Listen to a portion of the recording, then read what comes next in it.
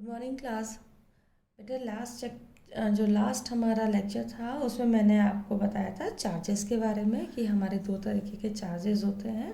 ठीक है, ये छोटी मोटी चीज़ें हमने बताई थी। अब हम आगे चलते हैं, इस चैप्टर को ही आगे बढ़ाते हैं और वो है हमारा जो अब हम शुरू करेंगे कि classification of material on the basis of movement of charges. ठीक है, कि जो हम किस चीज़ का हम क्लासिफिकेशन करेंगे, मटेरियल्स का करेंगे।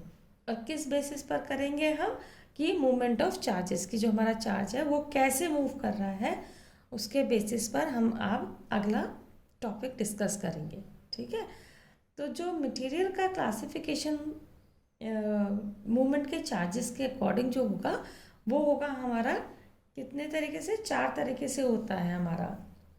पहला है हमारा कंडक्टर्स, दूसरा हमारा इंसुलेटर्स, तीसरा सेमीकंडक्टर्स और चौथा होता है हमारा सुपर कंडक्टर। इसमें जो है हमें बताया गया है कंडक्टर और इंसुलेटर के बारे में बताया गया है। सेमीकंडक्टर और जो सुपर कंडक्टर है वो आगे चल के हम पढ़ेंगे इन दोनों को। तो यहाँ पे सिर्फ मैं थोड़ा थोड़ा सा बता दूंगी सेमीकंडक्टर और सुपर कंडक्टर के बारे में। तो हम शुरू करते हैं कंडक्टर्स।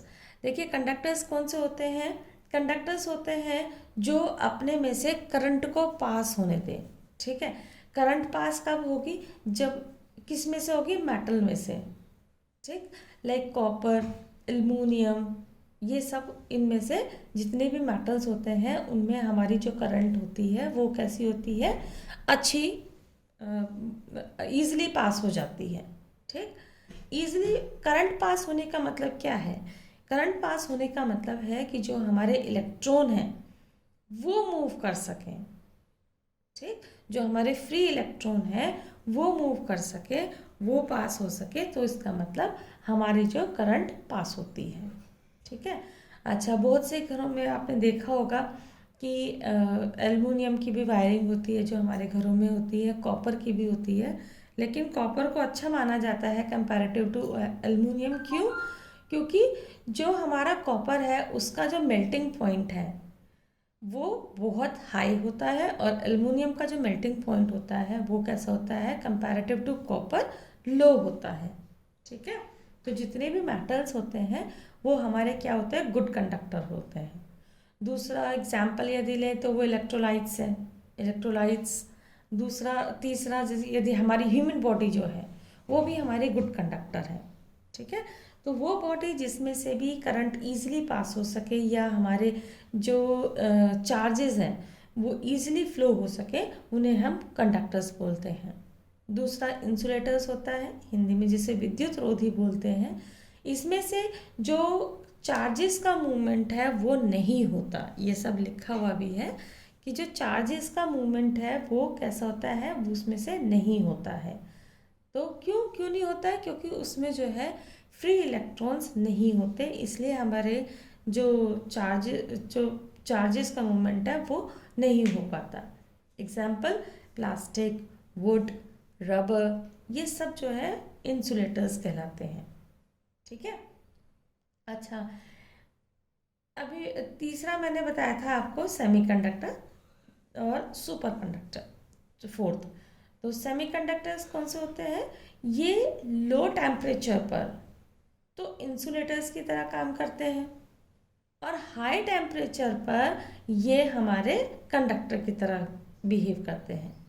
जैसे सिलिकॉन है, जर्मेनियम है, ये सब सेमीकंडक्टर की एग्जाम्पल है जो आगे हम खूब डिटेल में पढ़ेंगे। उसके बाद है सुपर कंडक्टर। सुपर कंडक्टर में क्या होता है कि उसमें जो मटेरियल है उसमें रेसिस्टेंस बिल्कुल नहीं होता है, जो बाधा है वो बिल्कुल भी नहीं होती है। इसका मतलब क्या हुआ कि जब हम उसे गर्म करते हैं ना हीट लॉस होती है। ठीक है, और हीट लॉस नहीं होगी, इसका मतलब क्या होगा कि जो मटेरियल है उसकी जो लाइफ है वो बढ़ जाएगी, जैसे मरकरी। ठीक, तो इन दोनों को हम आगे अच्छी तरीके से पढ़ेंगे। तो ये हमारा इस सब इसमें दे रखा है, आप एक बार इसकी रीडिंग लेंगे। अब आता है हमारा चार्जिंग। किसी भी मटेरियल को, किसी भी बॉडी को हम कैसे चार्ज कर सकते हैं। ठीक, तो हमारे जो है चार्ज करने के 3 मेथड दे रखे हैं। पहला है हमारा रबिंग। रबिंग में जैसे हम कॉम लेते हैं, कॉम का एग्जाम्पल मैंने आपको समझाया था कि अपने हेयर से कॉम को रब कर दो तो क्या होगा, उसमें चार्ज आ जाते हैं। ठीक है, तो रबिंग से चार्जिंग होती है। दूसरा आता है कंडक्शन। इसमें कंडक्शन में क्या होता है कि जो यदि मान लो कोई भी एक बॉडी है, उस बॉडी में यदि हम किसी भी कंडक्शन में क्या होता है बेटा कि सपोज करो हमारी कोई भी दो बॉडी है, जैसे एक ये बॉडी है, ठीक है, सॉरी दो नहीं, एक बॉडी है हमारी, ठीक, ये है, कोई भी हमने एक बॉडी ले ली है। अब इस वाली बॉडी एक रोड ले लेते हैं, ठीक है, मान लेते हैं कि इस वाले रोड पर नेगेटिव चार्जेस है, और जो ये बी है, हमारी जो बॉडी हमने ली है वो कैसी है, न्यूट्रल है, इसके ऊपर कोई चार्ज नहीं है।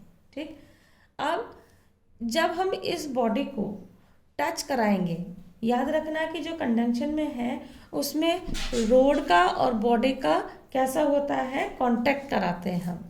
अभी तो ये क्या है, ये अलग अलग है। जब हम इसको कांटेक्ट कराएंगे इस रोड को इस ए बॉडी से, तो जो हमारे इसके ऊपर चार्जेस है रोड के ऊपर, तो वो चार्जेस इसमें भी तो जाएंगे। जैसे ही हम इस रोड को इस बॉडी से टच कराएंगे तो जो चार्जेस हैं वो इसमें भी जाएंगे। अब ऐसा नहीं कि सारे के सारे चले जाएंगे, लेकिन कुछ चार्जेस इस रोड से इसमें भी जाएंगे।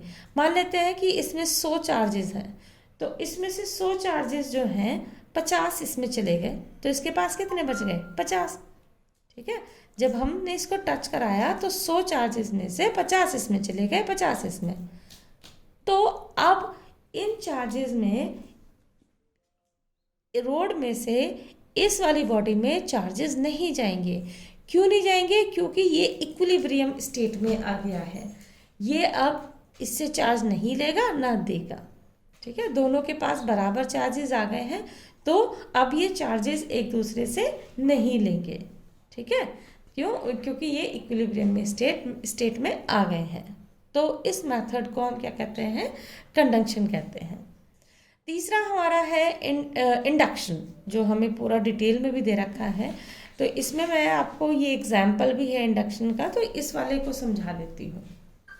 इसको तो आप एक बार रीड लगा लेंगे, दोनों सेम है, बस क्या डिफरेंस है, इसमें हम पॉजिटिव रोड लेके आए थे साथ में, इसमें पॉजिटिव रोड लेके आए थे, और इसमें क्या है, हमारी नेगेटिव रोड।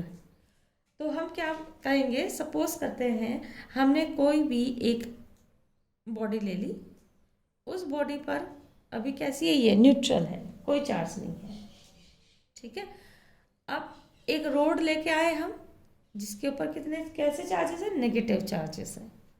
ठीक है, अब अच्छा एक चीज़ का और ध्यान रखना कि जो कंडक्शन था, जो मैंने अभी बताया था, उसमें रोड का और बॉडी को फिजिकल टच होता है, फिजिकल कांटेक्ट होता है, लेकिन इंडक्शन में फिजिकल कांटेक्ट नहीं होता। ये दोनों में डिफरेंस है।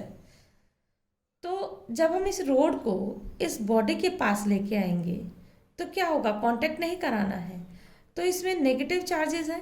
अब इस बॉडी में चार्जेस तो हैं, तो क्या होगा, जैसे नेगेटिव है तो जो पॉजिटिव चार्ज है वो यहाँ पर इकट्ठे हो जाएंगे, और नेगेटिव चार्जेस को क्या होगा, ये दूर इकट्ठे हो जाएंगे। क्यों, क्योंकि इस रोड के ऊपर हमारा नेगेटिव चार्ज है।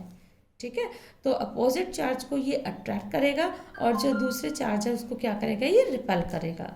इसलिए पॉजिटिव चार्ज यहाँ आ गए, नेगेटिव चार्ज हमारे यहाँ आ गए। अब तीसरे स्टेप में हमने क्या किया कि इसको जो है हमने अर्थिंग कर दी, ग्राउंड में इसकी अर्थिंग कर दी है। ठीक है, तो एक वायर लिया और इसकी अर्थिंग कर दी। अब जो नेगेटिव चार्ज होंगे, लेकिन अर्थिंग करने के बाद साथ याद रखना कि हमने रोड को हटाया नहीं है। यदि हटा दोगे तो ये तो फिर से नलीफाई हो जाएगा, जो चार्जेस है वो नलीफाई हो गए। तो इस वाले रोड को जो चार्जेस हैं उनको वहीं पे रखना है।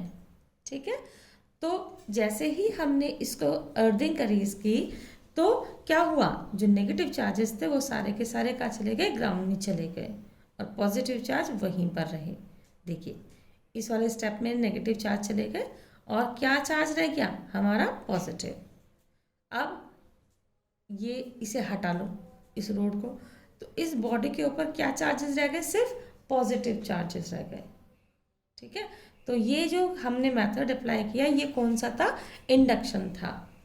ठीक है, तो ये तीन मेथड हैं, तीन में से ये आपको तीनों ही याद रखने हैं क्योंकि ये एग्जाम में आते हैं, तो इसे अच्छे तरीके से आप करेंगे।